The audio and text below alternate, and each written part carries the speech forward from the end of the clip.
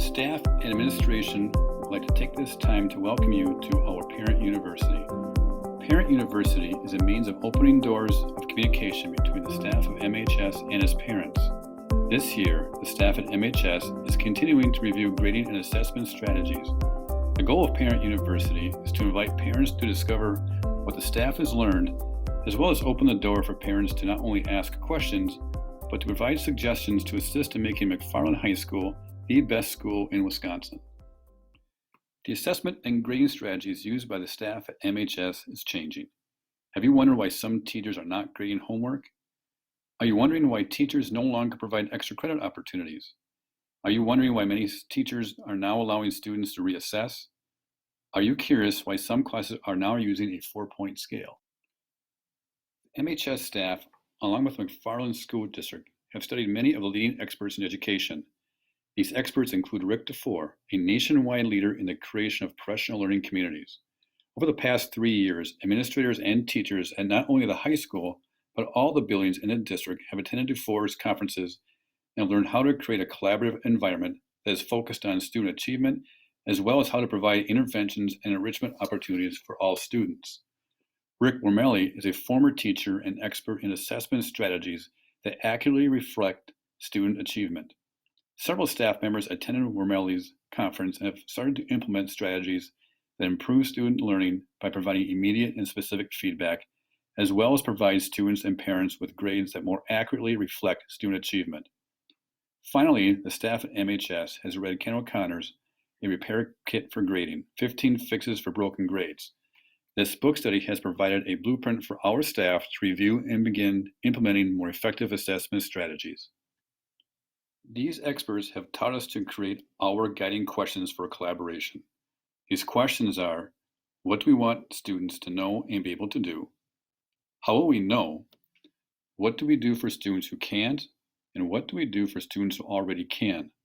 These 4 questions guide our discussions during staff meetings, professional development days, as well as collaboration opportunities during the school day. So, why are we reviewing grades? Many of the leading educational experts in the world have found that timely, actionable feedback is one of the most powerful influences on student learning. A traditional grading system reduces everything that a student does to a single letter grade, making it neither timely nor actionable. The most effective feedback teachers can provide to students comes in relationship to predetermined learning goals. Marzano said, "Why would anyone want to change current grading practices?" The answer is quite simple. Grades are so imprecise, they are almost meaningless. These questions forced us to review our grading strategies because grades lack consistency. There's multiple grading scales, multiple definitions of what's essential, and multiple forms of assessments. Some grading includes questionable practices, such as extra credit for unrelated work, such as bringing in a box of Kleenex for points, or having a course syllabus signed by parents. These practices do not measure student achievement. Some grading practices are confusing. What does a B+ actually mean? What does an 85% mean? Why do some courses have curves and others do not? Why do students receive grade bumps for taking certain courses? Students need to change their attitudes about grades. Are we grading for earning points, or are we grading for learning? Students know how to play the game at school, but are they trying to earn points or learn the skills and material? Homework is one example of something that we are looking at. Grading discrepancies do exist. Students' grades don't always line up with what students know. We know this from comparing standardized test scores with classroom grades. Are we grading for behavior or grading for knowledge? So what have we done so far? As mentioned earlier, the district has made a strong commitment to become a professional learning community, both financially and by providing the manpower for staff to become leaders within each building. Teachers and administrators are collaborating side by side based upon the work tools provided by Rick DeFore and his colleagues. 8 teachers from McFarland High School attended Rick Wormelli's conference and returned with a drive and energy to improve assessment strategies. When that group shared their experience with staff, the committee of 8 grew to over 15 teachers. These teachers met all last year to share their thoughts and experiences with those who were excited to jump in, as well as those who were apprehensive. As the 2016-17 school year started, even more staff jumped on board and are willing to work to improve assessment strategies. The entire staff read Ken O'Connor's book. Our building leadership team met this summer and committed to implementing 6 of these fixes. These fixes were introduced to the entire staff, and we start to collaborate how we will implement these suggestions during the course of the school year. The 6 fixes we will begin to implement this year are: only include academic achievement. In other words, grades should reflect as pure a measure of academic achievement as possible. Seek only evidence that more work has resulted in a higher level of achievement, not through extra credit, but other learning opportunities instead. Use clear descriptions of academic expectations. Students should be provided with as clear a description of achievement expectations as possible. Grade students on their own achievement rather than comparing to others. Rely only on quality assessments. And finally, include students in the grading process to promote ownership of learning. Using clear descriptions of achievement expectations are the identification of desired learning outcomes for all classes. These are the standards for which teachers should provide specific feedback to students.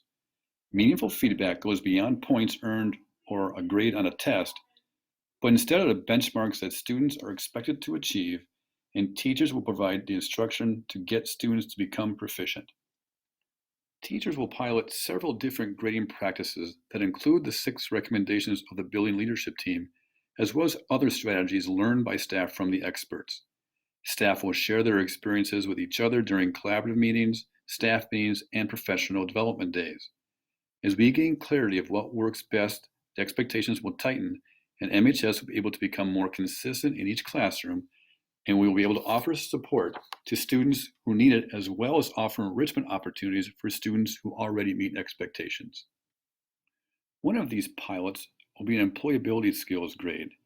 Grades are often complicated by non-academic factors such as behavior, completed practice or homework, attendance, verbal participation, or collaboration. With this in mind, some staff will include these behaviors as a separate grade on the report card, while others are including this as an unweighted category in the gradebook. The goal will be to provide information to parents regarding these non-academic skills. We are committed to continuing our study of experts in the field of education. We also plan on making visits to other schools and speaking with other teachers who are already using these practices. Our plan is to share experiences with each other in hopes of creating a systemic approach that truly provides interventions for struggling students and enrichment opportunities for those who already meet expectations. During this process, there is one more group of people we need to include, and that is you, the parents. We invite you to attend Parent University to hear more specifics regarding what we have learned. The goal is not to speak to you, but to provide you the opportunity to ask questions to gain clarity and an understanding as to what is really going on. We also want to hear from you. We have no doubt that from experiences you have gained as both a parent and a former student, you have suggestions to make our assessment strategies better, and we want to hear them. MHS has also started a student advisor group, and that group will also be afforded the opportunity to learn about our new strategies, as well as provide invaluable insight and suggestions. It ultimately comes down to this: McFarland High School is committed to more students learning more teachers learning more, and more parents learning more. Please watch your emails and check the website for more information regarding Parent University. When we have completed the essential outcomes and have finalized our plan, we will be inviting you to attend McFarland High School Parent University.